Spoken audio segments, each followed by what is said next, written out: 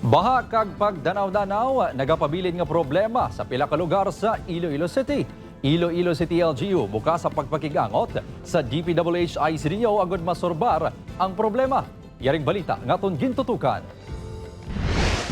Naglabot tubtob sa hita sang pila ka residente sang barangay Lopez Haina Sur sa La Paz ang tubig baha sang nag-inulan sang Mayo. Dugay na.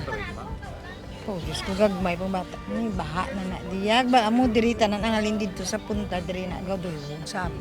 Sa sulod balay namon galutaw na tanan. Sunod naman kay Razel nga kun magbaha, tuman kadugay ini nga maghubas. Nagalabot sang tato ka adlaw tubtob isa ka semana. Sa mga kanal sa barangay, makita pa ang nagbara nga tubig. Pero wisyo gitang tao ti kabutas kung kisa aga tiil lang. Ang duta o tanawab lang lunang. Wala nagahubas nga tubig. Ini ang sitwasyon sang kanal diri sa Lopez Haina Sur, La Paz, Iloilo City.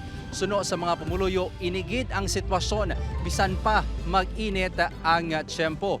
Ang ilang nga pamangkot, masolusyonan paihan ang ilang nga problema sa tunga sang konflikto sang Iloilo City LGU kag DPWH ICDO. Ginpirmahan ni Iloilo City Mayor Raisa Treñas Chu ang Executive Order No. 01 nga naga-reconstitute sang Iloilo City Drainage Task Force.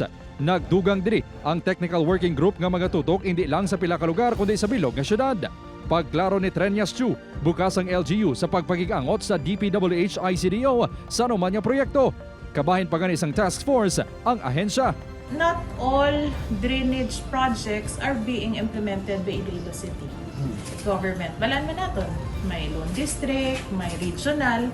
So we created this EO para we will make sure nga ang tanan nga ga-implement sang drainage programs diri sa city will be consolidated. Madumduman nga sang damlaglag ginpauntat sang Iloilo City Government ang road and drainage project sa Barangay Taal, Tubtob, East Timawa, Somolo, bangod sang kulang nga requisitos.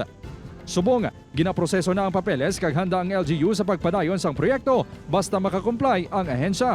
Nagpromesa sila nga i-comply ang ilang nga mga requirements no nga dito based sa ilang nga violations. So we allow them to continue sang ilang nga trabaho pending sang ilang requirements no. Ang importante lang man sa aton diri sa syudad nga may coordination.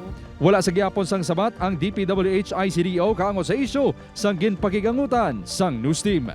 Upod Kermel Porquia, Kim Salinas, 1 Western Visayas.